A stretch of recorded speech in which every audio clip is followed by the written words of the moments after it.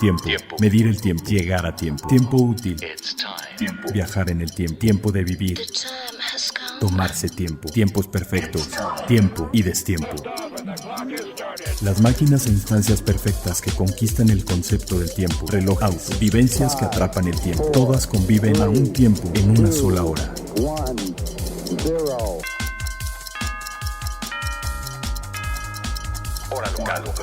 Hora local. Hora local. ¿Qué tal? Soy Carlos Matamoros y les doy la bienvenida a Hora Local, un podcast nuevo que nos permitirá platicar mucho más, o más bien platicar acerca de este tema apasionante que es la relojería mecánica, la relojería electrónica, la relojería en general, que es una cuestión bastante interesante porque la medición del tiempo es una de esas cosas que nos convirtieron en seres humanos, nos permitieron saber sobre mareas, sobre cosechas, sobre épocas del año, sobre la duración del día, sobre los tiempos de vigilia, entender nuestro propio ciclo natural, y así de importante es la medición del tiempo para la humanidad. Y esa medición del tiempo por medios mecánicos pues se llama relojería, y de eso vamos a platicar. Pequeñas máquinas que fueron haciéndose de más grandes a más pequeñas, utilizando los medios que teníamos a la mano para poder tener una noción de cómo pasa el tiempo. Esa parte, ese tema es el que nos va a llevar a entender este tema. Y aparte, te voy a hacer otra pregunta. ¿En serio nos va a convertir en seres humanos, Carlos? Ya me estás dando una buena pauta para escuchar este podcast, porque a mí que me tratan todo el tiempo que eres un simio, eres un antropoide, todo este rollo, el querer ser humano a través de entender la relojería me emociona mucho, y pues qué bueno que alguien que sepa me lo va a explicar. Gracias, Toño. Escuchamos a Toño Sempere, nuestro productor y gran amigo, y además un extraordinario locutor que nos va a estar acompañando acá en Hora Local. Sí, justamente, Toño, la idea de que la medición del tiempo nos convirtió en humanos viene de que los animales evidentemente tienen un reloj biológico, se dan cuenta del paso del tiempo, pero de una forma... ¿No pueden homologarlo, digamos, entonces? Digamos que sí, digamos que fue ponerle nombre, ¿no? Ok. Fue ponerle nombre, los animales, la naturaleza, todo tiene... El tiempo nos afecta a todos, ¿no? Uh-huh. Pero el ponerle nombre, el poder decir de este instante a dentro de 3 segundos ya transcurrió algo, ¿no? Ajá. O sea, esa noción de ya pasó el tiempo, es de día, es de noche, digo, esa nos damos cuenta por la luz, pero el cómo nos afecta y el cómo pudimos administrar esos tiempos y ponerle nombre para nuestras actividades, para nuestros fines, ¿no? Oye, y hay otra cuestión interesante, la administración del tiempo, señores. O sea, si van a aprender algo en este podcast es que en muy poco tiempo, como dice reiteradamente en nuestras entradas, vamos a darles mucha información al respecto de muchas cosas que son pertinentes a ustedes, y queremos también que sea un espacio abierto para las personas que son entusiastas de la relojería, que también tengan que ver con automovilística, porque pues digo, ustedes bien lo saben, Carlos Matamoros tiene la experiencia añejísima, y a través de podcasts que ya conocen ustedes como Claxon y Radio Fórmula 1, de un experto en automóviles, entonces pues siempre está presente en los mejores eventos donde hay coches y relojes, coches y guachos, ahí está Carlos, ¿no? Creo que podría ser como que el remate. Entonces, por favor, manden todas sus preguntas y todo. Tenemos una cuenta de Twitter, ¿verdad? Sí, es @hora_local. Ahí nos pueden mandar todas sus preguntas, y pues justamente vamos a platicar acerca de todos tenemos una historia personal relacionada con algún reloj. No sé, el Omega que tenía el abuelo. En ese me enseñó a leer la hora, me lo regaló cuando tenía yo 15 años, no sé. Todos tenemos una historia por ahí, o recordamos a la familia, o hay veces que estábamos en una reunión tan a gusto, tan contentos con gente que queríamos que el tiempo no pasara, y sin embargo se nos iba como agua. Y otras veces bueno, lo decía Albert Einstein, ¿no? Exacto.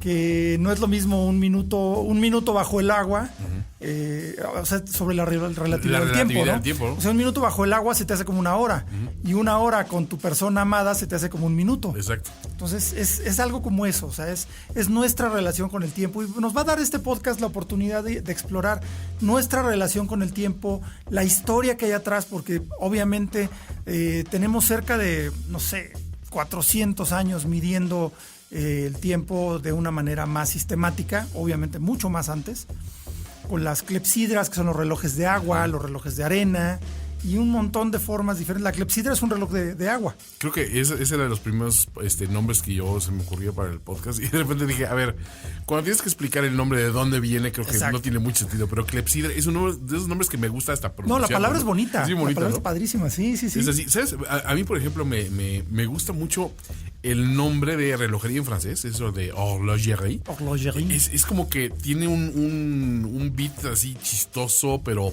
Y relojería también, no sé, yo soy muy maniático de las palabras y eso, y creo que hasta la métrica de las palabras de relojería de repente remite mucho también a mecanismos, a cuestiones así, claro. a procesos muy establecidos. Y otra de las cosas que me entusiasmó cuando Carlos propuso el proyecto de Hora Local es que dice, te vamos a explicar desde lo más básico, porque yo creo que te lo dije alguna vez, para mí no hay misterio más grande sobre la humanidad que dos cosas. Una, cómo se sostiene un avión en el aire, que me lo han explicado 20 veces y aún así digo, magia. Es magia. Y el segundo, ¿cómo hay relojes que no les tienes que dar cuerda? O sea, ¿cómo funciona eso, no? Entonces, creo que todo lo voy a explicar con peritas y manzanas aquí el caballero, y para gente como nosotros. Sí, lo vamos a ir explicando y vamos a dividirlo en diferentes secciones.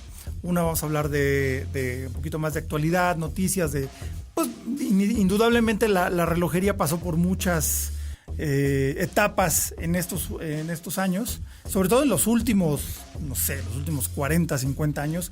Ha sido una época muy cambiante para la relojería. Ya en adelante hablaremos un poquito más de eso. Pero lo vamos a ir desglosando. Vamos a empezar con una sección que se llama A Tiempo. Ahí vamos a hablar de las cuestiones de actualidad, porque digo, finalmente, como les comentaba, la industria, esto es una industria. Entonces hay fabricantes, hay productores de partes para surtir una industria más grande. La verdad es que el tamaño es el mayor que ha tenido en toda su historia la relojería, siendo que ahora ya no es tan vital la existencia o la posesión de un reloj mecánico. Sin embargo, es algo que nos llena, es una forma de expresión personal, o una forma de... como los juguetes en la época de las cavernas. O sea, claro, los juguetes para los niños era una forma de capturar esa gran bestia que veíamos ahí.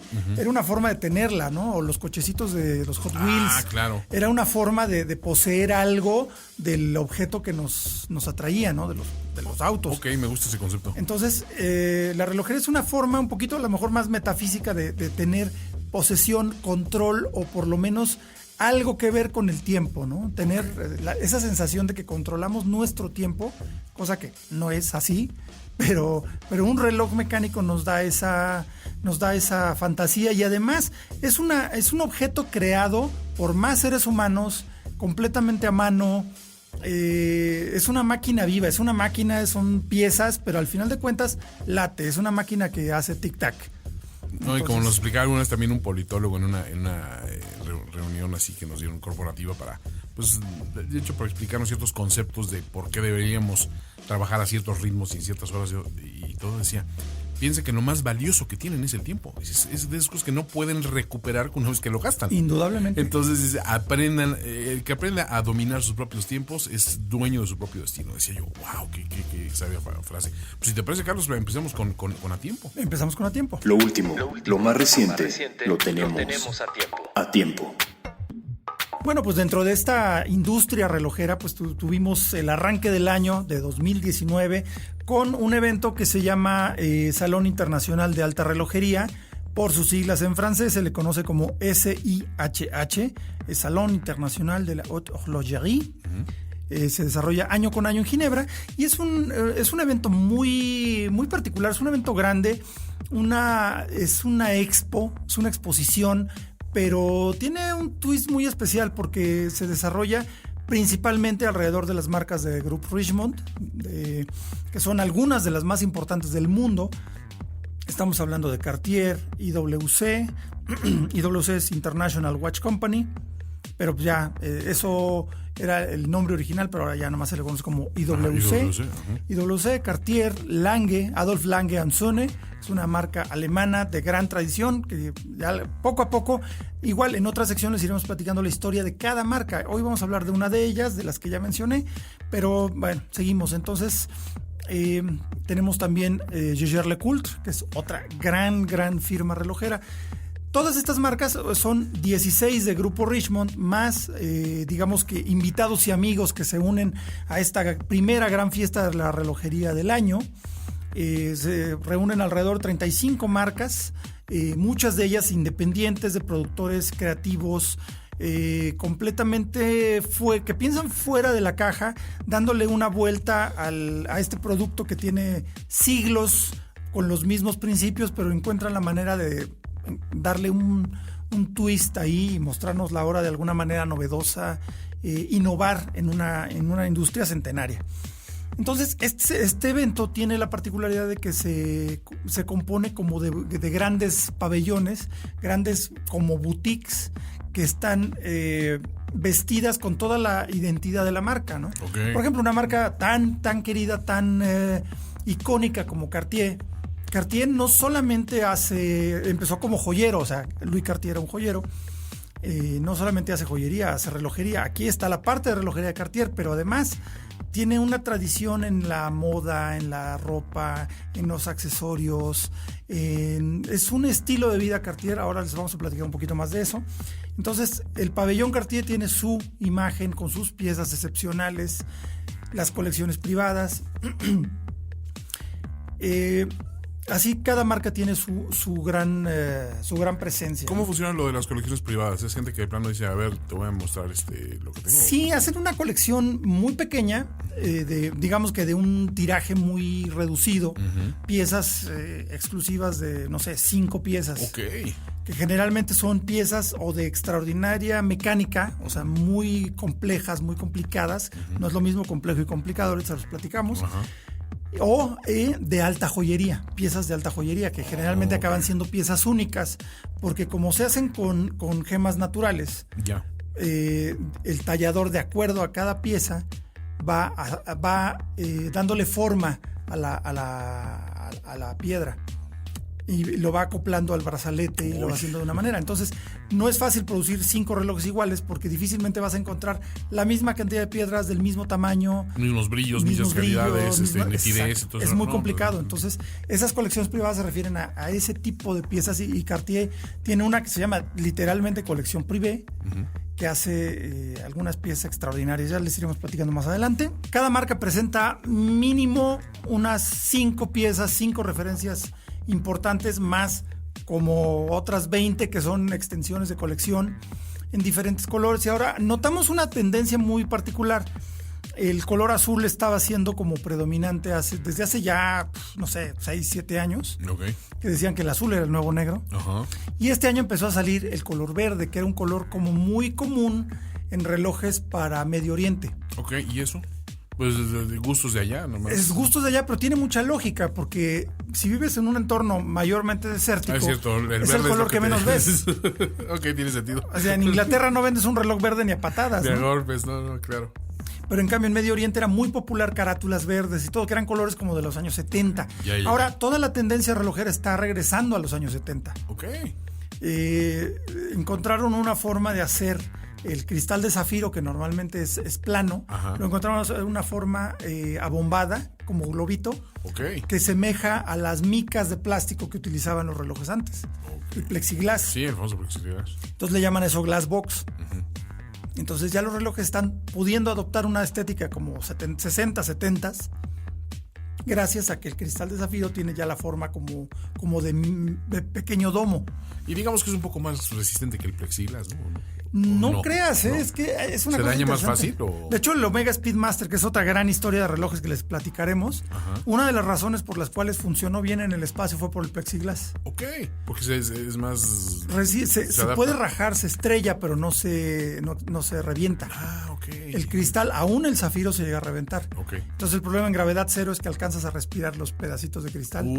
Ya. Es bien peligroso eso. Mira. Entonces, por eso en el espacio... Por eso no voy al espacio, Carlos. No, yo tampoco. Si no, sí quería. Si no, sí, exacto. Ahí estaría pues. No, de hecho, ese tipo de cosas son como tendencias de otra época, pero que ahora regresan porque la estética es como más nostálgica. Y justo ahora estamos en un retorno a los años 70. Obviamente los relojes de los 60 y los 70 eran más frágiles que ahora. La hechura y la producción de un reloj moderno pues es incomparable a un reloj vintage, ¿no?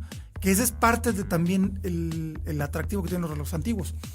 Entonces, esa estética está regresando y te digo, los colores de los años 70, ese verde encendido como verde bandera, como verde irlandés. Ajá. Por ejemplo, Rolex los manejaba mucho porque su clientela es una buena parte en el Medio Oriente. Entonces lo tenían en catálogo o incluso pues, en muchas tiendas pues, puedes cambiar una carátula de un Rolex en Las Vegas, por ejemplo, ¿no? Y puedes poner el color que tú quieras. Pero sí había una gran variedad de colores así raros como lavanda, como café. O sea, esa gama de colores la tenía Rolex, pero como que no se explota mucho en Occidente porque era para allá. Pero ahora, este año, empezamos a ver esa predominancia de color verde, que no es algo muy común por acá. No. O sea, el azul, los 70, ¿no? El azul que mencionaba, sí. O no, sea, el azul yo digo, para acá ahorita te dabas una vuelta por cualquier joyería y relojería y veías carátulas azules por todas partes. Todo el mundo tiene carátulas azules. Y muy bonitas, la verdad. O sea, son muy vistosas. Pero a mí el verde, por ejemplo, de esas cosas que digo, en verde siempre tengo recuerdos de coches muy bonitos en verde, ¿no? Pero no es un coche, no es un color común, es difícil encontrar. No, y de hecho era por épocas. O sea, acuérdate que en los años 90, el verde tortuga ninja, como le decían, el verde metalizado, como que tuvo un pequeño auge, un auge muy fuerte, que ahora ya no ves ni un solo coche de esos verdes que veías por todos lados, alguien lo repintó. Pero bueno, el caso es que hay muchas novedades, se presentaron grandes complicaciones. Cartier presentó, por ejemplo, las nuevas versiones del Santos, que fue relanzado el año pasado. Icónico reloj. Hermoso, ahorita les platicamos toda la historia del Santos.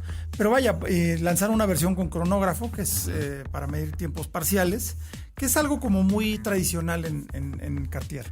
También otro de los importantes expositores fue Montblanc, que igual erróneamente mucha gente solo lo recuerda no erróneamente, pero lo recuerdan por las plumas o instrumentos de escritura, como ellos prefieren llamarles, pues accesorios, carteras, cinturones y demás. La verdad es que todo es de una calidad extraordinaria, pero hay que recordar que Montblanc también tiene una división de relojería que es sumamente importante y que ha crecido de una manera...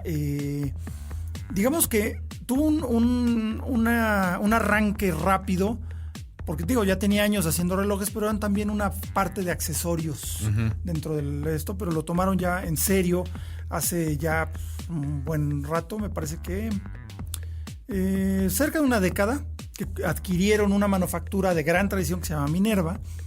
Entonces Montblanc adquirió todo ese know-how relojero, pero de ahí lo ha ido desarrollando y ahorita tienen a una de las superestrellas de los rockstars del diseño relojero actual, que es Davide Cerrato, un italiano que además no hay manera de confundirlo con cualquier otra nacionalidad. Tú lo ves a 2 kilómetros, sabes que es italiano. Un tipazo, un tipo súper creativo, y ha abierto una nueva línea de relojes de sabor vintage, de sabor clásico, lo que hablábamos hace rato, que se está regresando un poco a eso, pero lo que le llaman relojes herramienta, o sea, relojes funcionales, tipo cronógrafos, horarios mundiales, y tienen unas cosas espectaculares.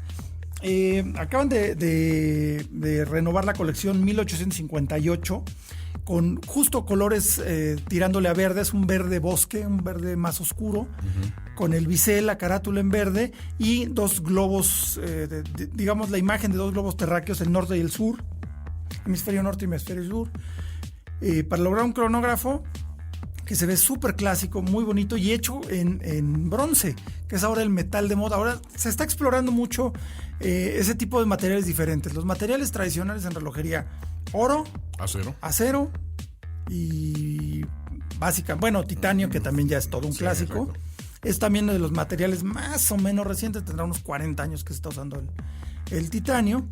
Pero ahora el bronce está como muy en auge, y además ese tono cálido que es similar al oro, es como más amarillo, Pero la cuestión con el bronce es que el bronce cambia, el bronce envejece. Claro. Sí, la acidez de la piel, los líquidos que le caigan, o sea, agua, lo que sea. La oxidación normal. La oxidación aérea, le va cambiando el color y se va viendo como más particular. Ahora, la personalización es todo, ¿no? Es un tema muy fuerte actualmente porque estamos en una época de industrialización, pero a la vez también queremos algo único, algo diferente. Tengo algo único para ti y es el gran reto que enfrenta la relojería. El reloj de mercurio, Carlos. ¿Reloj de mercurio? Sí, el reloj líquido, o sea, que lo tengas así, mira, así, que se mueva en tu brazo. Ahí está. Mira, como lo vimos en Terminator, pero va para allá la industria. Como lo vio el T-2000. Ahora sí, guarda este tweet. La industria va para allá. No, bueno, va para allá y la verdad es que están haciendo cosas bien interesantes con materiales muy fuera de lo normal. El bronce me interesa. Ese bronce es muy bonito. Es una cuestión. Te muestro la imagen. Sí, la cuestión. Y por supuesto, les recordamos también de que vamos a tener la página con toda esta información. Exactamente, de cada podcast. Imágenes y todo. Realmente es ese concepto de que el reloj cambie y que no lo ves siempre igual. Y cuando lo quieras regresar a como estaba antes, pues lo puedes pulir. Lo pules eso. Pero me gusta esa cuestión mimética, ¿no? De los materiales, ¿no? Exactamente. Bueno, y se abrieron también muchas otras vertientes. Hay para todo el mundo. Y encontramos una de las firmas más icónicas en el mundo de las joyas, que es Piaget. Uh-huh. Pero igual, también es una marca que tiene gran tradición y trayectoria como relojeros, porque tiene unos calibres espectaculares. También mostraron nuevamente su concepto. Imagínate, Toño, un reloj de 2 milímetros de grosor. Todo el reloj. Sí. No el mecanismo, todo el reloj. 2 milímetros. 2 milímetros. Es chirrín más que una tarjeta de crédito. Exacto. Sí. O sea, pero un reloj y o sea, mecanismo, todo. Un reloj mecánico, o sea, una pequeña máquina con una cuerda que es donde almacena la fuerza, que se va desenrollando, mueve un tren de engranes, mueve manecillas, tiene un oscilador, un volante que va y viene. Esas cosas que ahorita me puedes explicar con pelos y señales y hasta mostrar quizás hasta esquemas y yo no lo podría ver hasta verlo, ¿no? Pues todo eso en 2 milímetros. No puede ser. 2 milímetros de grosor. Yo tuve oportunidad de ver ese reloj el año pasado, curiosamente. La caja está hecha totalmente de cobalto. Es una pieza única, es un prototipo. Todavía no se produce. No es de producción. Pero la caja es de cobalto precisamente porque es tan delgada que tiene que ser un material súper duro. Claro. Súper resistente, que no se flexione. Porque es tan delicado y tan pequeño el mecanismo que se flexiona tantito, se detiene o se destruye. Claro. Entonces era una cosa así, no lo podías ni tocar. Qué cosa. ¿no? Pero la verdad es que Piaget tiene cosas bien interesantes, tiene algunos de los relojes extraplanos más bellos del mundo. También otra marca que es Bulgari, que no estuvo en pero ya platicaremos de Bulgari, que es una de las marcas consentidas. De hecho, personalmente es una de mis marcas favoritas. Por eso está en Vacheron. Vacheron Constantin, exactamente. Vacheron Constantin presentó también pues su nueva, la extensión de la colección Patrimony con una carátula azul hermosa que va increíble con el oro rosa. No. Y es que el oro rosa y el azul, esa combinación es natural, o sea, se ve increíble. Ahorita tengo un tema a futuro de hora local y de hecho se lo estamos pimpeando por aquí. Vamos a hablar de esos relojes que de repente se han popularizado, que están vendiendo, aparecen en Facebook. Estas empresas de supuestamente somos los disruptores de la industria de la relojería con estos mecanismos de un reloj que ordinariamente valdría $2,000, te lo vamos a dar en 300 porque vamos a hablar a detalle estas cuestiones y por qué. Unos cuestan $200 y otros cuestan 10,000. Por ahí un día fui con Warren Christopher, el que era el director de moda del grupo de Men's Health. Andamos ahí en boutiques en Lake Worth. Lake Worth, por si no lo saben, es el Rodeo Drive de la costa este, en Florida, digamos, ¿no? Está en West Palm Beach. Y era de esos lugares donde decías, es que aquí deben pedirte 3 referencias de crédito nomás para caminar por esta calle, ¿no? Porque sí, era brutal. Y me llevó a decir, vamos a probarnos un traje de $5,000. Me dijo, y dije, a ver, ¿yo para qué me voy a probar un traje de $5,000? No voy a comprar un traje de $5,000. Dice, no es para que para que te lo compres, es para que sientas un traje de $5,000. ¿Y por qué vale $5,000? Ahí sí me quedé tan impresionado de decir, claro, es que tiene que ser tu punto de referencia para decir, ok, entonces yo no es que me vaya a gastar los $5,000, pero a lo mejor esto es entender por qué vale eso. Por qué vale eso y sentirlo, ¿no? Exacto. Y esa es una de estas cuestiones que tienen que aprender. También relojería, porque relojería. Relojería es todo acerca de eso, ¿eh? Sí. Definitivamente, porque un reloj producido industrialmente pues puede ser mucho más barato. Ahí tenemos un Swatch. Sí. Es industrial, con una máquina de cuarzo. Son relojes verdaderamente admirables, confiables, perfectamente bien hechos, pero dentro de un presupuesto. Claro. O sea, para ser vendidos masivamente y producidos masivamente. Eso permite que bajen los costos, pero no hay una sola persona que toque un Swatch durante su producción. Todo es una máquina. Todo es una máquina. Y aquí estamos hablando precisamente de estos modelos, está hablando Carlos. Todo lo contrario. Todo al revés, ¿no? Cada componente. Vamos a hablar de que un reloj sencillo, un reloj normal de 3 manecillas, horas, minutos, segundos y calendario de nada más día. Sí, digo, fecha de la día. semana. Sí. Nada más. Esa es la complicación más básica, que es el calendario. Ajá. Ahorita platicamos un poquito de eso. Tiene no menos de 100 componentes. Ok. En ese pequeño espacio hay En ese pequeño espacio hay 100 componentes. Ahora ya no empezamos a hablar de los cronógrafos, de esas cuestiones, los que hacen fases lunares. No, olvídate.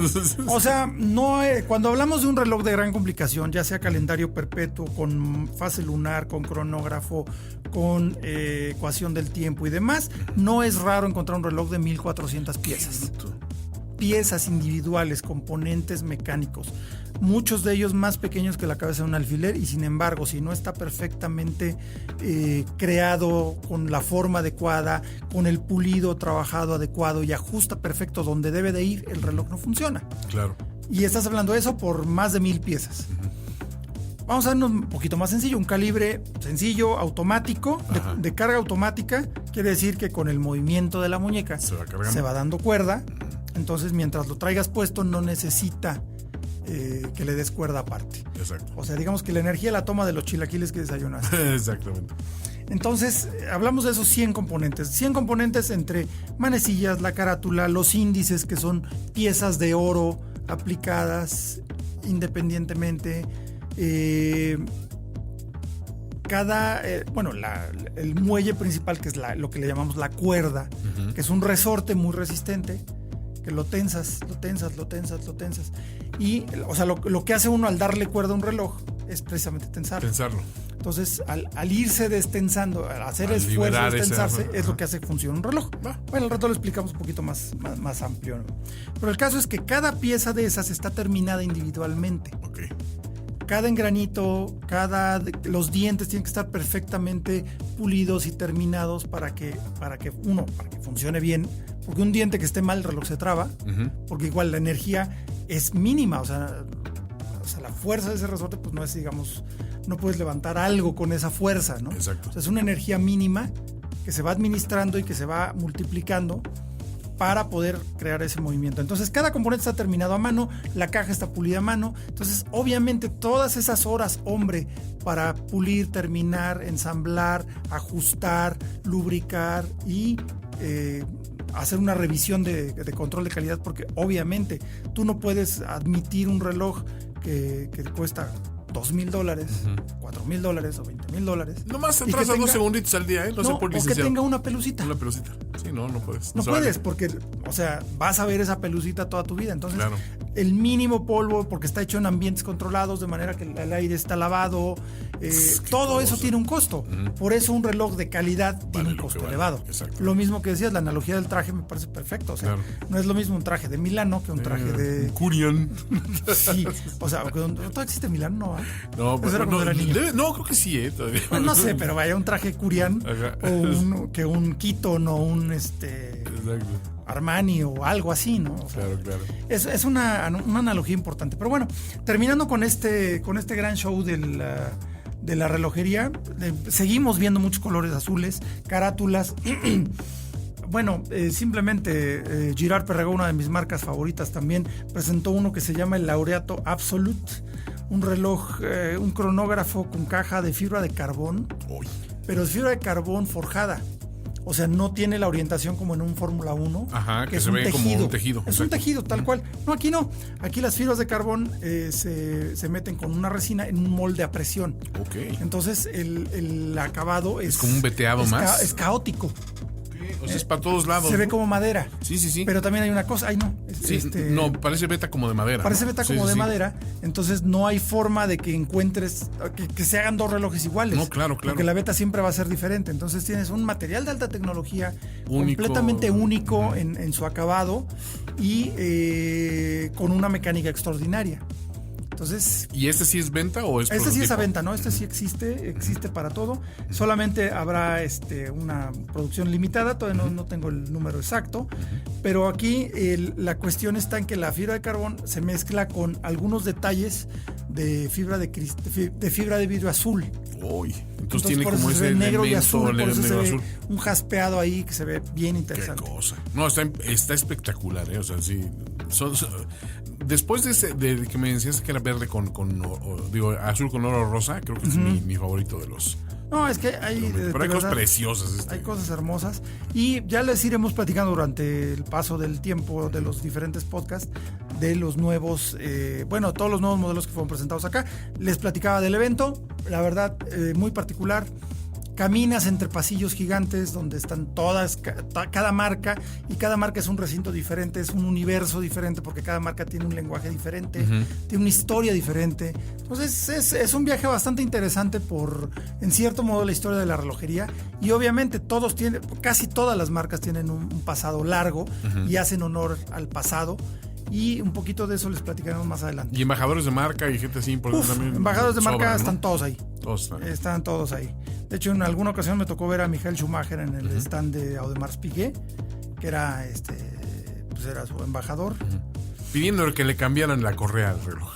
No, pues fue ahí a departir con los simples mortales. Por favor, sigan a Carlos en sus redes también, porque si alguien tiene una colección impresionante luego de fotos con personalidades del mundo del automovilismo, de la relojería, de la joyería, de la actuación, o sea, gente que está ligada a estas marcas, pues el señor ahí le sobra, ¿no? Tengo muy pendiente una frase que me dijiste una vez, después de que tienes un rato de no vernos, que dice: oye, fíjate qué curioso, he visto más veces a Alan Prost que a ti los últimos 3 meses. Sí, eso sí fue cierto. 3 veces y a mí me viste una, ¿no? Entonces dije, eso fue muy cierto. O sea, eso es moverse en círculos raro y muy cierto. distintos. Muy raro. Bueno, ya vamos a cerrar con una marca que también es de las consentidas, que es Panerai, que también presentaron un modelo completamente hecho en fibra de carbón, que es un material especial en una versión de la fibra de carbón que manejan ellos, que se llama Carbotec. Pero todo el reloj está hecho de Carbotec, salvo el mecanismo. La carátula es Carbotec también y se llama Luna Rosa. Panerai fue una marca que surgió en los años 30. Bueno, existía desde antes, pero Giuseppe Panerai solamente producía profundímetros, brújulas, instrumentos para buzo, para buceo profesional, pero estamos hablando de los años 30. Sí, de cuando eran de escafandra. Exactamente. Pero la Segunda Guerra Mundial, que también nos ha dado juguetes muy interesantes, como todas las guerras, digamos que hubo la necesidad, un requerimiento de los clientes de Giuseppe Panerai, de que junto a las brújulas, profundímetros y demás instrumentos que les hacía, que les creara un reloj para buzos. Okay. O sea, no existía el concepto de un reloj de buceo. No. Desde antes de esa época, pues eran así no tenían ni siquiera un empaquito de hule ni nada, pues simplemente nomás que no se moje. Nomás que no se moje y que aguanta. No se moje. Entonces, de eso, de nada, crear un instrumento que pueda ser usado bajo el agua y que pueda verse abajo del agua. Porque esa es la cosa. Sí. Porque se fue para los buzos de la Marina italiana, que eran expertos saboteadores, eran los que llegaban en la noche a donde estaban los barcos enemigos, ponían bombas o torpedos por abajo del casco y escapaban y explotaban. O sea, los italianos, no buenos para pelear, pero para fregar, fregar muy buenos. Estaban hechos. No, y de hecho, pues por las instancias que les tocaron en la guerra, pues pelearon de los dos lados. De los dos lados, sí. Entonces, estos buzos de la Marina italiana, pues, la Marina Real italiana, la verdad es que es una historia bien interesante. Y pues de ahí surgió Panerai, de Panerai como marca. De hecho, los mecanismos se los hacía Rolex. Ok. Y hay unas marcas, hay partes bien interesantes de la historia, pero ya lo hablaremos cuando nos toque hablar de la historia de Panerai. Pero bueno, el caso es que la tradición de esta marca son los relojes de buceo. Así es. Y sacaron Luna Rosa, todo en Carbotec, que la verdad lo usa espectacular, porque los Panerai son relojes muy grandotes. Sí. Pero es muy chistoso de que hubo la tendencia de los relojes grandes, pero pues Panerai siempre fueron así, Claro. porque utilizaban mecanismos de reloj de bolsillo. Eran relojes grandes, Sí, porque voluminosos. eran más fáciles de regular y más resistentes Claro. que lo que se podía haber miniaturizado en ese entonces. Y pues, francamente, una marca bien interesante Panerai, lo platicaremos al rato. Les voy a mostrar después el Lunarosa Challenger Submersible. Es un reloj de 47 milímetros. Es Un una caja de animalote. Vaporub. Entonces, eso pasó con el Salón Internacional de Alta Relojería. Nos dio mucho material, mucho de qué platicar. Les contaré más adelante. Vámonos a... ¿Qué sigue? Vamos a platicar de complicaciones. Vamos a irnos de la manita un poquito con esto. Más allá de la hora, un reloj puede ofrecer otras funciones que se conocen en el argot relojero como complicaciones. Bueno, hemos escuchado la palabra complicaciones. En el entorno de la relojería, la complicación es cualquier función que no sea dar la hora. Ok. O sea, además de dar la hora, si tiene una función extra tu reloj, ya tiene una complicación. Hablábamos de que el calendario es una complicación. Y dices que es la más básica, ¿no? Es la más básica y la más ubicua, ¿no? Esa la tenemos por todos lados. Pregunta tontísima, ¿un segundero implica una complicación o es parte todavía Es parte de la hora, es parte de la básico? medición de la hora. Ok. Sí, digamos que es de lo básico el segundero. Ok. Entonces, horas, minutos, segundos es un reloj. Es un reloj. Ya con una complicación es a partir de lo que dices, ¿no? Exactamente, una complicación adicional es cualquier otra función extra, ¿no? Ya sea Milímetro, un calendario, un cronógrafo, o un indicador de fase lunar. Y dentro de cada una de esas hay diferentes vertientes, también luego las ampliaremos. Pero también tenemos otra que es la ecuación del tiempo, que es la diferencia entre la duración del día civil, o sea, lo que dura para nosotros y lo que dura en realidad en el ciclo solar. Ok. O sea, siempre hay una discrepancia y cambia a lo largo del año. Hay ajustes, exacto. O sea, puede ser de menos 15 minutos más 15 minutos. Va. O sea, los días duran un promedio. El promedio son 24 horas. Pero en realidad, dependiendo de la época del año, duran un poquito más. Cortos o un poquito menos. Un poquito más. Ok. Un poquito menos. Entonces, la ecuación del tiempo es una complicación en un reloj que permite saber qué tan cerca está el día que estamos viviendo con el del ciclo solar. Oh, ya. Pero bueno, igual tenemos indicadores de marea, ya mencioné las fases lunares. Hay unos también traen higrómetro y cosas así de repente, ¿no? Así, no, bueno, pero esas son como más aparte, no más son 100% especializadas. relojeras. Ok. No son específicamente relojeras. Va. O algunos tienen distintas formas de mostrar la hora. Ok. Que no es una complicación técnicamente como el turbillón tampoco es una complicación, es un refinamiento técnico. Va. Pero se le conoce como si fuera una complicación. ¿Y cuál es la complicación de esta semana, concretamente? Esta semana vamos a hablar de la primera. Bueno, también tenemos el horario mundial. Es cierto. El doble zona horaria, que son dos cosas ligeramente diferentes. Pero bueno, la complicación de esta semana, vamos a platicar de los calendarios. Ok. El calendario, pues tenemos que saber qué día de la semana es. El calendario, los relojes por lo general nos muestran la hora en un formato de 12 horas. Así es. Entonces un día son 2 vueltas. ¿Sí? O sea, unas son las 12 del día, las otras son las 12 de la noche. Matemática que hasta Antonio Sempere puede entender. Ok, gracias. No, bueno, pero... pero... es de ahí más idiota de lo que me decía. No. Pero me refiero que el calendario está ligado a la segunda vuelta de la hora. Sí, claro. Entonces, llegando a las 12 de la noche es donde hace el cambio. Generalmente es un cambio instantáneo, la mayoría de los relojes. Va acumulando un poquito de energía y al llegar a las 12 o un poquito antes, un poquito después, ¡ping!, hace un brinco y cambia el día de la semana. Bueno, la fecha del mes, ¿no? O sea, el día del mes. Aquí tenemos una cosa que cada mes lo tenemos que ajustar. En algunos meses, unos no, porque obviamente los calendarios son solo de 31 días. El calendario básico es de 31 días, tiene un disco de 31 días. Pero si el día tiene 28, como febrero, pues hay que adelantarlo el día 1 de marzo, hay que adelantarlo hasta el día 1. Y en año bisiesto. Y en año bisiesto, pues hay que darle nada más una menos, ¿no? Oye, y pregunta estupidísima. Carlos, ¿existen relojes que sepan cuándo es año bisiesto? Exactamente, ese es el otro tipo de calendario. Que vamos a irlos escalando. Okay. Es más sofisticado. Digamos que este es el calendario básico, el que nada más da la fecha. Tenemos otro que es día y fecha, que es un calendario doble. Ya. No, un calendario doble que es día y fecha. Es el día de la semana y la fecha del mes. Claro. Entonces tienes lunes 14. Entonces al día siguiente cambia martes 15, miércoles 16 y así. Pero igual a final del mes hay que ajustarlo. Y hay que ajustarlo generalmente doble. Cuando el día es de menos de 31 días, hay que ajustarlo. Si es de 31 no hay problema. Entonces tienen esas limitantes. Tampoco es gran cosa, del otro ¿no? mundo, claro. Sí. Pero bueno, luego siguen los calendarios anuales, que es una complicación que ha ganado en popularidad porque es más útil y más funcional que un calendario nada más de día y fecha. Así es. Porque solamente hay que ajustarlo una vez al año. Ok. O sea, el calendario anual puede reconocer los meses de 30, 31 y 28 días. 28, Entonces, solamente habría que ajustarlo si es un año bisiesto. O sea, en realidad habría que ajustarlo cada 4 años. Ok. Entonces, realmente ese es el único ajuste que tiene. Es el único ajuste. Y existen otros más complejos que son los calendarios perpetuos. Esos son, la verdad, son la... pues no sé, es una de las estrellas en la relojería porque el Perpetual Date. Es una especie de resumen del funcionamiento del universo. Claro.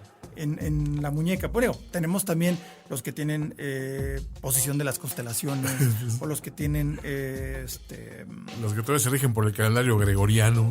No, además hay de calendario judío también. Sí, también. Hay de calendario chino. Hay de un montón de diferentes variantes. Es el mismo concepto, pero los ajustes son distintos. Claro. Lo tenemos los de sonería, los de repetición a minutos. O sea, es muy amplio la gama de complicaciones. Pero volviendo al calendario perpetuo, el calendario perpetuo puede reconocer cuándo es un año bisiesto y cuándo no. Ya. O sea, cambia el día, la fecha y el mes en el momento correcto de cada año mientras el reloj no se detenga. Exacto. Porque estamos hablando que son mecánicos, pero nomás imagínense hacer todos esos cálculos por medio de ruedas, palancas, engranes. O sea, es una computadora mecánica. Porque pues sí, o sea, mi Casio lo puede hacer solito, él reconoce cuando nomás le pongo el año y ya sabe que ya es, ¿no? Sí. De acuerdo, pero eso mismo que hace un circuito integrado lo haces por medio de... Mecánica. Uy, qué cosa. O sea, no sé, digo, es como las calculadoras mecánicas de hace, no sé, 50 o 60 años. Exacto. ¿No? Todo era hacer sumas y hacer adiciones, hacer sumas y operaciones aritméticas por medio de posiciones de engranes. Entonces, eso mismo nos permite saber cómo funciona el universo resumido en una pieza, una pequeña maquinita que llevas amarrada a la muñeca. Pero si tienes un reloj de esos mecánicos de Perpetual Date, tienes una pieza espectacular. Es espectacular, o sea, un calendario perpetuo es una pieza espectacular por donde se le mide. Y de hecho, hasta hace relativamente recientemente, los calendarios perpetuos eran extremadamente delicados. Sí. Digo, como mecanismos son delicados. Y siempre había el riesgo de que... Eso es algo que igual lo vamos a ir platicando con el tiempo. Por ejemplo, eso lo platicamos una vez. Con un reloj que tenga calendario, un reloj mecánico, nunca hay que cambiarle la fecha. Entre las 9, 10 de la noche y las 2 de la mañana. Porque es justo el momento en el que está acumulando la energía para cambiar. Entonces, si tú forzas el cambio de fecha cuando ya está acumulada la energía para puedes el salto, alterar, puedes trabar el mecanismo. Se puede dañar el mecanismo de un calendario. Eso en un calendario sencillo. Oye, pero eso te lo dicen, Carlos, cuando adquieres un reloj, o es de conocimientos generales que uno debería poseer. Mira, son conocimientos generales. Si tienes relojes de eso. Pero en teoría debe estar en el manual de tu reloj. El que nadie lee. Pero ahí viene. Viene explicado que no debes ajustar la fecha antes de más bien después de las 9 de la noche y hasta las 2 de la mañana, porque algunos el día brinca, la fecha brinca y el día tarda un poquito más. Era lo que te iba a apuntar. Yo he visto algunos que sí, o sea, en el cambio es ¡pic! Así, vilmente así, y en otros como que es gradual, muy medido. Y siempre decía yo, ¿por qué uno es un sistema y por qué el otro? ¿Cuál es más refinado y cuál es más Es más básico? refinado el de salto instantáneo. El salto instantáneo es más Sí, refinado. es más Fíjate, refinado. yo hubiera pensado que el que iba moviéndose gradual y que dices, ahorita ya es lun, así, ¿no? Sí. Pero ya está, ya nomás es así la última línea y ya empieza el martes, ¿no? Así. Sí, no, y hay algunos que, por ejemplo, la fecha es instantánea, es el plic. Ajá. El día cambia, la fecha es- cambia y el día es el que tarda. Ok. Entonces, por eso lo ideal es no entre las 9 y las 2 de la mañana. No meter lo mano ahí. muevan, Ok. espérense o ajustenlo durante el día, Va. ¿no? O espérense en la mañana.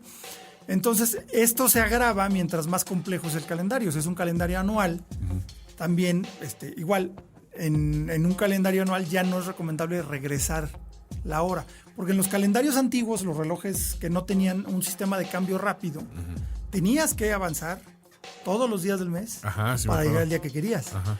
Otra forma era avanzarlo hasta que cambia y luego regresarlo antes de las 9, volverlo a avanzar, regresarlo, volverlo a avanzar, bueno. regresarlo. Y así vas avanzando. Era lo más práctico dependiendo del mecanismo. Pero ya después, en los 60 salió los sistemas de cambio rápido. Entonces ya con una posición adicional en la corona ajustas tic, tic, tic, tic. el Y va día saliendo. por fecha. Oye, pero lo que es no saber, fíjate que me vino ahorita un recuerdo de mi segundo reloj, digamos. Que el primero fue ya el reloj de Mickey Mouse, ¿no? O sea, que creo que a todos Ese es nos- básico. Y el segundo reloj que tuve mecánico, obviamente, era un Timex. Ese sí Ok. me acuerdo que era correa de piel azul y carátula azul. Y era, o sea, las manecillas, todo era como un plateadito, ¿no? Y me acuerdo que a mí lo que más me fascinaba era llegar, o sea, así que detener el funcionamiento y mover rápidamente así Las las manecillas. manecillas de... Porque tenía esa referencia de como cuando ves que pasa el tiempo rápido en una película y te enseñan así Claro, las manecillas. en y cámara así como que, rápida. mira qué padre, ¿no? Y no sabes que a lo mejor le estás dando la chapa a todo un proceso. No, realmente en no. esos relojes me imagino que no. Pero No, a uno en uno de calidad no, porque cuando tú jalas la corona para ajustar la hora, Ajá. el mecanismo que hace que avance se desengarza. ya no lo estás afectando. No le estás afectando. Oye, y pregunta, ese mito de, pero hay que darle siempre para adelante y nunca para atrás al reloj. Hay algunos relojes en los que sí, Ah. hay algunos en los que no. Ok. O sea, eso era muy de los Bulova Cutron, que era una tecnología padrísima que se quedó en un callejón sin salida. Si tú le dabas hacia atrás, pues, podías reventar algunos dientes, ¿no? Ok. Pero es una tecnología muy Pues- rara. Luego les platico, porque esta es muy bonita, la Cutron es muy bonita. Ajá. Es un electrónico que no es de cuarzo. Ok. O sea, es un reloj electrónico antes de que existiera el cuarzo. Por Bueno, eso lo platicamos en ok. otra ocasión, el Acutrón. Bueno, entonces ya. Pero los relojes de calendario que te marca el día del mes, Ajá. más bien la fecha, es que es Sí, la día fecha y- del mes, ajá. el número de día del mes, sí los puedes regresar Y no cuando pasa. no tienen cambio rápido. Estamos hablando de relojes viejitos. Claro. Los nuevos ya todos tienen cambio rápido. Ya no Muchos tienen tienen 3 posiciones la corona, la de hasta adentro, que es donde le das cuerda, la de en medio, que es para ajustar el calendario, Va. que le das hacia un lado, cambia la fecha, y hacia el otro lado cambia el día, Ok. y una tercera, que es donde ajustas la hora. Va. Entonces es el Pero sistema. los calendarios perpetuos, eso sí, no se deben de regresar. Y antes, si tú dejabas que se detuviera y tratabas de avanzarlo rápido, podías tronar el mecanismo si no sabías cómo hacerlo. O lo tratabas de hacer durante el horario prohibido. Ah, O sea, en un calendario normal lo puedes trabar, pero un calendario perpetuo podías así. reventar a una microrueda, te digo, creada por un viejito allá en las montañas del Jura suizo. Ajá. Y adiós. Entonces tenía que ir a la fábrica a que se reemplazara eso. Ok. Podías causarle mucho daño a un reloj por manipularlo de forma descuidada, ¿no? El mensaje, señores, siempre hay que leer las instrucciones. Hay que leer las instrucciones. Ahora ya se han creado mecanismos de calendario perpetuo con sistemas de seguridad que, por ejemplo, bloquean. A prueba de tontos. Bueno, yo Sí, lo veo no, a ver, así. nunca falta el manitas, ¿no? De que yo aquí le voy a No, además, digo, no todo el mundo tiene obligación de saber. No, entonces, obvio, pero. de repente se te olvida o se te va, le mueves y ya, ¿no? Sí, sí. Pero ya los calendarios más modernos ya pueden ser ajustados independientemente sin ningún problema, ¿no? Ok. Pero bueno, eso es una complicación, eso es un calendario perpetuo. Si tienen alguna duda adicional, mándenosla a Twitter, @hora_local. y seguiremos ampliando en eso, ¿no? Esas fueron las complicaciones y les voy a platicar por ahí sobre una leyenda. Computer set for time travel. Leyendas. Destination. Hora local. Leyendas. Y la verdad, dentro de la relojería, pocas leyendas tienen la historia que tiene el reloj Cartier Santos. Seguramente lo han oído mencionar o lo han visto. Y si no, búsquenle el Cartier Santos. Cuando esté el podcast arriba, ustedes verán imágenes históricas del Cartier Santos. Me atrevo a decir que de esos que cuando hagan el Monte Rushmore de los relojes legendarios, pues tiene que haber un Cartier Santos ahí, ¿no? Definitivamente. Sin duda. Digamos que si bien, los relojes antes todos eran de bolsillo, o de mesa, o de otra cosa. No se les había ocurrido usar un reloj en la muñeca. El primer reloj de muñeca se estima que fue el Reina de Nápoles de Breguet. Okay. Pero en realidad era un reloj de pendiente, de colgar, que le pusieron un listón para que la Reina de Nápoles lo usara en su muñeca. Pero no era técnicamente un reloj diseñado para ser de pulso. El primer reloj de pulso reconocido, o digamos que lo más aceptado, es el Cartier Santos Dumont, o Santos. Es que ya se han separado en varias colecciones. Porque si la marca es francesa, es una firma legendaria creada por Louis Cartier, ¿por qué tiene el nombre Santos? Pues resulta que tiene que ver con Alberto Santos Dumont, uno de los pioneros de la aviación. Ya ven que no todos son los hermanos Wright. No. Hubo muchos que volaron, hicieron muchas cosas antes que los hermanos Wright, pero... Otto Lilienthal, por ahí también está. Otto Lilienthal, ¿cómo se llama el otro? Ahí se me fue. ¿De los franceses estos o de...? Sí, Louis Blériot también. O sea, entre todos ellos era Alberto Santos Dumont, que era un aristócrata brasileño que desarrolló una gran pasión por las máquinas, y de ahí pues volar era lo de hoy. Pues él adquirió globos y era lo que se llamaba en aquel entonces un aeronauta. Entonces pues fue pionero de diversas máquinas, de los primeros en volar en avión como tal. Y pues por combustible, por lo que tú quieras, hay que saber cuánto tiempo llevas ahí arriba. Exactamente. Entonces hay que llevar una buena cuenta. Y encontró Santos Dumont que era muy difícil estar piloteando su globo aeronave o lo que estuviera manejando en aquel entonces y estar sacando su reloj de bolsillo del chaleco. Entonces le ocurrió comentarle a su amigo Louis Cartier, un afamado joyero parisino, que ¿por qué no me diseñas un reloj que pueda yo llevar de otra manera que no sea estarlo sacando del chaleco, ¿no? Entonces Louis Cartier en 1904 creó un reloj para su amigo Alberto Santos Dumont, que se conoció después como el Santos. O sea, era uso casi exclusivo para él, así de... Sí, o sea, fue un reloj para su amigo, era una así de, ¿para qué quieres un reloj aquí amarrado? Exacto. ¿No? O sea, realmente lo que popularizó el reloj de pulso fue la Primera Guerra Mundial. Claro, o sea, los relojes de pulso así más abiertamente creados de esa manera fueron durante la Primera Guerra Mundial. Y uno de ellos también muy importante también viene de Cartier, que es el Tank. Claro. El famoso Tank es un reloj rectangular, hermoso, el preferido de Yves Saint Laurent. O sea, es un ícono de la historia de la relojería y del diseño de joyería a relojería. Es el Tank, tan importante como el Santos, pero el Tank sí fue creado también para ser primero como reloj de pulso y se empezó a comercializar un poquito antes que el Santos. Y hablaremos después también a detalle del Tank, porque también el Tank es desde la historia, desde la carátula y todo eso. La caja, la forma de la caja. De hecho, se llama Tank, ¿no? Porque para Louis Cartier la máquina que revolucionó esa época fue el tanque. Sí, no estaba errado. El tanque y era francés. Sí, claro. Entonces, el Tank semeja un tanque militar visto desde arriba a ojo de pájaro. Por eso los costados laterales, que son rectangulares, donde sale y se agarra la correa, son las orugas. Sí.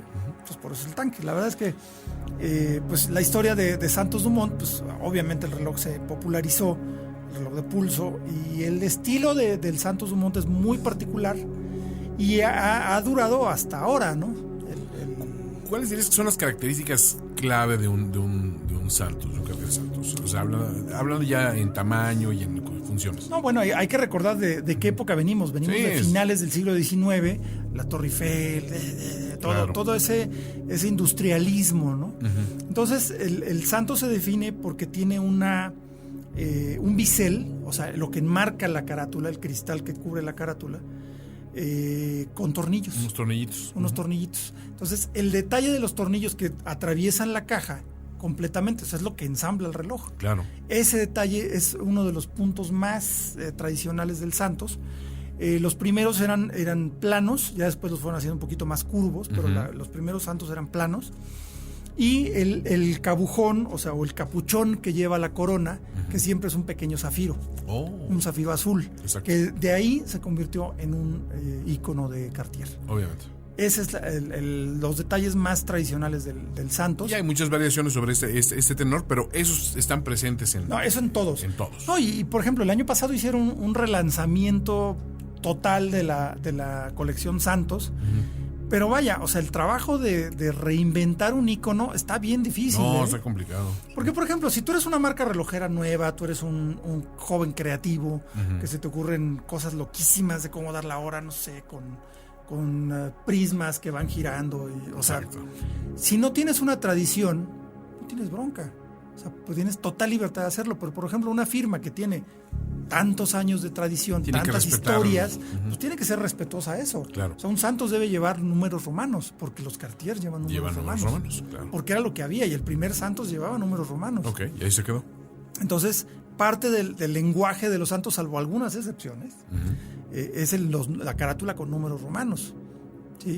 Y la forma rectangular de la carátula. Yeah. Eso es bien, la forma cuadrada. La carátula es cuadrada y el reloj también tiene una forma básica cuadrada, pero como redondeada hacia los lados. Ajá. Es muy tradicional el diseño, muy bonito y es inconfundible. Entonces reinventaron ese icono que es el Santos con la nueva colección. Y el bisel, por ejemplo, que también, que es una de las partes esenciales, como que se extendió, como que se fue derritiendo hacia las orillas, hacia donde va la correa, hacia arriba y hacia abajo, digamos.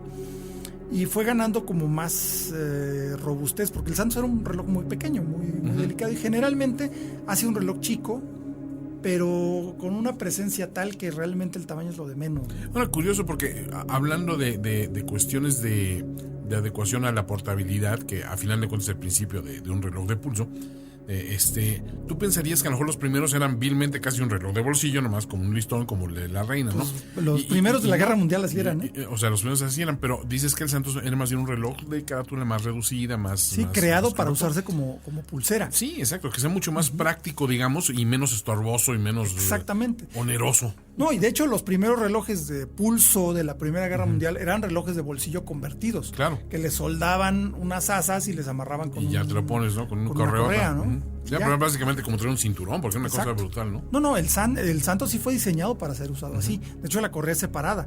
Tiene una montura arriba y una montura abajo. Okay. Los otros era una correa continua y el reloj atado a ella, ¿no? Ya.